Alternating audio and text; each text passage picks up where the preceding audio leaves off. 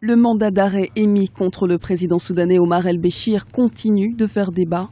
Pourquoi l'Afrique du Sud n'a pas arrêté le président soudanais alors qu'il se trouvait sur son territoire? La question polarise en tout cas le débat au sein de la justice pénale internationale. La CPI, Cour pénale internationale, avait donné au gouvernement sud-africain jusqu'à ce lundi 5 octobre à minuit pour répondre à cette question. Invoquant la complexité du droit international et national et souhaitant peaufiner ses arguments, le gouvernement sud-africain a préféré demander un délai supplémentaire afin d'expliquer pourquoi il n'a pas fait arrêter le président soudanais. En réalité, il y a une complexité sur le plan du droit international. L'Afrique du Sud a des accords qui le lient à la CPI, mais l'Afrique du Sud a aussi des accords qui le lient à l'Union africaine.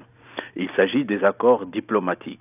Et donc, à partir de ce moment-là, la question, c'est de savoir effectivement, lorsqu'il y a conflit entre ces deux accords ou ces désengagements, lequel éventuellement devra avoir primauté. De toutes les façons, l'un des accords devra éventuellement être relégué au second plan. Lors de la visite en Afrique du Sud du président soudanais Omar el-Béchir en juin 2015, un tribunal de Pretoria lui avait interdit de quitter le territoire dans l'attente d'un jugement définitif. Le gouvernement sud-africain n'avait pas tenu compte de cet ordre et l'avait laissé reprendre son avion.